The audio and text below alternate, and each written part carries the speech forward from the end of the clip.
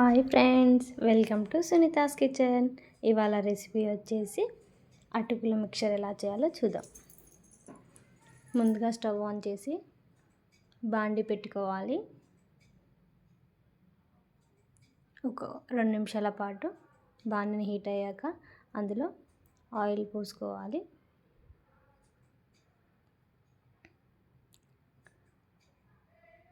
Oil high ఫ్లేమ్లో పెట్టుకొని వేడి చేసుకోవాలి.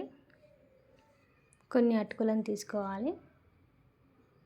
అటుకులు 2 రకాలుగా ఉంటాయి. ఇవి వచ్చేసి దొడ్డ అటుకులు అన్నమాట. పేపర్ అటుకులతో అయితే మిక్చర్ చేయడానికి రాదు. ఇలా నేను చూపిస్తున్న విధంగా ఆయిల్లో ఇలా వేసుకొని తీసేసుకుంటే సరిపోతుంది. ఎంతో సింపుల్ మరియు ఈజీ రెసిపీ అండి. ఇలా స్నాక్స్లా పిల్లలకు చేసి పెట్టారంటే ఎంతో ఇష్టంగా తింటారు. క్రిస్పీగా కూడా ఉంటాయి. ఇలా చేసి పెట్టండి. మీరు కూడా ట్రై చేయండి. ఎలా వచ్చాయో చెప్పండి. కామెంట్ సెక్షన్లో కామెంట్ చేయండి. అలాగే వీడియో ఎండ్ వరకు చూడండి. నేను ఎక్కువ ఇంగ్రీడియంట్స్ కూడా యాడ్ చేయలేదండి. ఎంతో సింపుల్గా ఈజీగా చేశాను.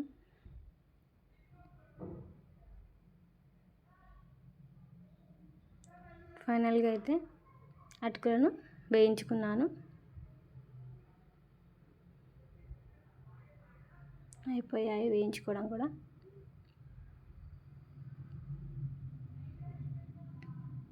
గ్యాస్ హై ఫ్లేమ్లో పెట్టి వేయించుకోవాలండి.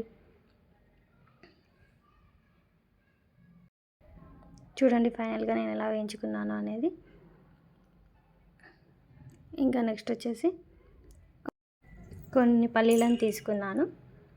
అవి కూడా సిమ్లో పెట్టుకొని వేయించుకోవాలి. పల్లీలు అనేటివి మంచిగా ఫ్రై కావాలి ఆయిల్లో.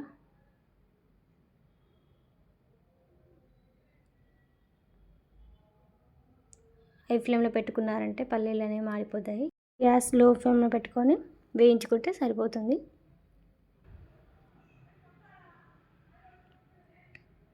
ఇలా 2 నిమిషాల పాటు వేయించుకుంటే సరిపోతుంది. పల్లీలు కూడా వేయించుకోవడం అయిపోయింది. నెక్స్ట్ వచ్చేసి కొన్ని పుట్నాలను తీసుకోవాలి. పుట్నాలను మరి చాలాసేపు అయితే వేయించుకోకూడదు, ఎందుకంటే చాలా ఫాస్ట్గా మాడతాయి పుట్నాలు. ఒక నిమిషం పాటు వేయించుకున్నారంటే సరిపోతుంది.